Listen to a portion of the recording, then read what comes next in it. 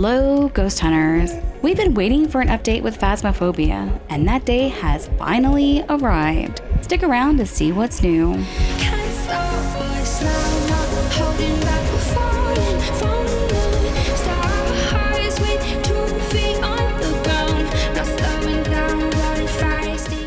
This update is considered minor, so we're not looking at a whole lot of changes. The new asylum map, Sunny Meadows, is still in development and probably a fair bit away. We're also still waiting on the custom map options and the rework of menus. I cover all of that in this video here. But in the update, we still have a fair bit of content to cover. First, instead of the promised 2 ghost types, we got 3. While I personally am not excited about new ghost types, these don't seem to be the normal run-of-the-mill ghosts, and developers haven't been very forthcoming with information on these new ghost types. In fact, they're calling this the investigation period, where we get to figure out the ghost abilities and traits on our own. So if you've played the new update and you have some insight into our 3 new ghosts, leave your thoughts in the comments. First, the Deogen, always watching. This is probably the most interesting of our new ghost types, because you can't hide from this ghost. So there's no real reason to turn off your flashlight or attempt to hide, but rather keeping the ghost in your sights may be a safer strategy. As far as I can tell, this ghost is extremely fast, but only when it can't see a player. So your safest bet is to keep it in your line of sight and then simply kite it.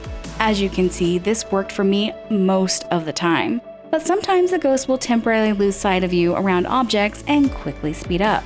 This ghost also has its own spirit box sound. This ghost type is a Dutch word which literally means the eyes and comes from Flemish folklore about a yellow-eyed fog that haunts a forest near Brussels at night. Second, the Moroi, risen from the grave to curse their victims. Based on player experience with this ghost, it seems as if this ghost has a strong tie to sanity. For example, players have reported that candles do not seem to prevent sanity drain. Also, players have noted larger drops in sanity when ghosts appear or hunt. On the flip side of this, the ghost seems to be affected more by the smudge stick. Typically, players receive a 6-second grace period when smudging the ghost during a hunt, but it appears it may be as much as double with this ghost type. This ghost type is a Romanian word which translates to ghost, but comes from folklore of those who practice vampirism while still being alive. And finally, the surprise 3rd ghost, the Thaye, the ever-aging ghost. This ghost, based on player experience, seems to act like a reverse shade. When the players first enter, the ghost will be more active and faster, but the longer the players are inside the location, and especially as their sanity drains, the ghost becomes weaker, slower, and less aggressive. This ghost can be found in Myanmar folklore as a disembodied spirit that comes deep in the night to cause minor nuisances. If you have not had a chance to hunt these ghosts for the first 2 weeks, they have an increased chance of being your ghost type. Another big part of the update that is maybe less recognizable for most of us is the new voice recognition system.